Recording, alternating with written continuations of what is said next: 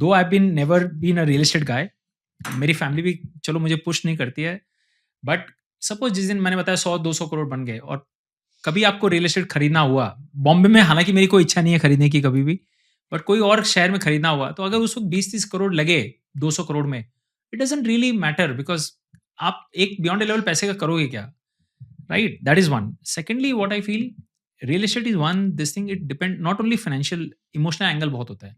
बॉम्बे में nobody cares and bothers, आपको पता भी नहीं कि आपके पड़ोसी ने खरीदा है कि रेंट पे है, nobody ask you and nobody judge you also.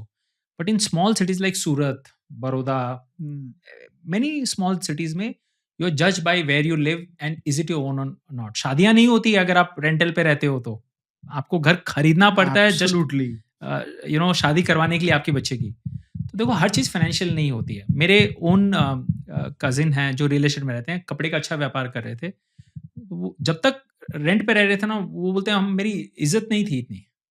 2011 में उनको म्यूचुअल फंड तोड़ना पड़ा, उनकी इच्छा नहीं थी, बट एक तो उनके पेरेंट्स का प्रेशर था, राइट? तो उन्होंने म्यूचुअल फंड्स तोड़े, बहुत जबरदस्ती मन से तोड़े, और सूरत में एक फ्लैट खरीद लिया, ठीक है? उनके जो पार्टनर थे उन्होंने नहीं तोड़े. तो जब 2014-15 में उनके पार्टनर का उन्होंने रिटर्न देखा, तो उनका कन्विक्शन म्यूचुअल फंड में डबल हो गया कि इसमें वेल्थ बनती है. तो फिर उन्होंने एग्रेसिवली उसको बिल्डअप करना शुरू किया और आज 10 साल हो गए.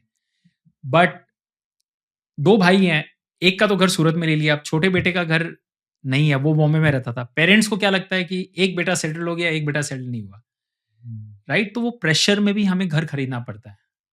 एंड एवरीथिंग यू कांट जज इन CAGR, मतलब.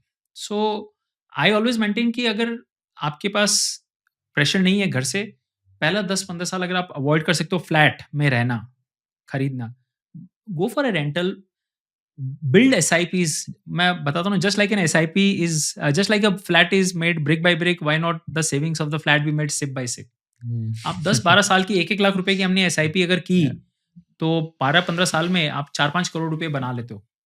तो होपफुली आप 5 करोड़ में अच्छा एक फ्लैट खरीद सकते हो. या डाउन पेमेंट भी देना पड़ा तो 60-70-80% आप डाउन पेमेंट दे दिया, रेंट कम हो जाएगी. That is a more rational choice for most investors.